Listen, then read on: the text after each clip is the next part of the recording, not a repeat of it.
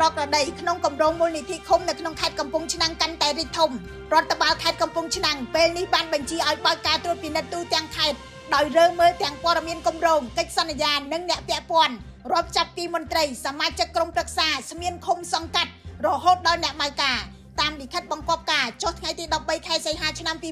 2026រដ្ឋបាលខេត្តកំពង់ឆ្នាំងបានបង្កើតក្រុមការងារចំពោះកិច្ចចំនួន14រូបដឹកនាំដោយលោកឈឹមវុធាអភិបាលរងដើម្បីចុះស្រាវជ្រាវឃុំចំនួន5ហើយទន្ទឹមនឹងនោះនឹងពិនិត្យគម្រោងមូលនិធិឃុំសង្កាត់នៅក្នុងខេត្តកំពង់ឆ្នាំងទាំងមូលតែម្ដងឃុំទាំង5រួមមានឃុំទឹកហូតនៃស្រុករលាផ្អៀឃុំមេលំនៃស្រុកបរិបូរ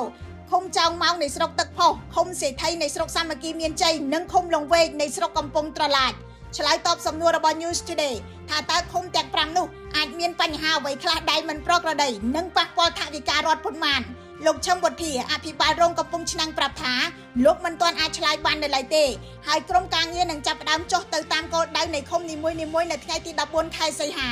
ការបើកការត្រួតពិនិត្យទូទាំងខេត្តនេះជាការវិវត្តថ្មីបន្ទាប់ពីក្រសួងមហាផ្ទៃប្រកាសមួយថ្ងៃមុនថាបានរកឃើញភាពមិនប្រក្រតីនៅក្នុងឃុំចំនួន5ក្រោយផ្ទុះរឿងបង្គោលសូឡាតម្លៃ8លានរៀលក្នុងមួយដើមនៅក្នុងឃុំទឹកហូតនៅថ្ងៃដដែលរដ្ឋបាលខេត្តកំពង់ឆ្នាំងបានដកតំណែងមន្ត្រី2រូបគឺលោកហងពិសីពីនាយកទីចាត់ការផែនការនិងវិនិយោគនិងលោកឋានជុនពីនាយកទីចាត់ការអន្តរវិស័យដោយផ្ទេរអ្នកទាំងពីរទៅជាមន្ត្រីការិយាល័យគ្រប់គ្រងបុគ្គលិកនៃសាលាខេត្តអ្នកជំនាញសេដ្ឋកិច្ចសង្គមនិងអភិបាលកិច្ចជាច្រើនរូបដែល News Today បានសម្ភាសអំពីរឿងនេះយល់ថាការផ្ទេរតំណែងមិនគ្រប់គ្រាន់ទេហើយបានចោទសំណួរអំពីប្រសិទ្ធភាពនៃការត្រួតពិនិត្យនិងសវនកម្មថវិកាឃុំសង្កាត់និងចំណាត់ការលើអំពើពុករលួយ News Today ព្យាយាមតាក់ទងសុំការបំភ្លឺបន្ថែមពីអភិបាលខេត្តកំពង់ឆ្នាំងនិងក្រសួងមហាផ្ទៃប៉ុន្តែមិនទាន់ទទួលបានចម្លើយចំណែកលោកសយច័ន្ទវិចិត្រអ្នកនាំពាក្យអង្គភាពប្រឆាំងអំពើពុករលួយប្រាប់ថាលោកមិនអាចប្រាប់បានទេថានឹងមានចំណាត់ការបែបណាចំពោះករណីនេះដោយសារជាព័ត៌មានសម្ងាត់តាមនីតិវិធីផ្ទៃក្នុងនិងច្បាប់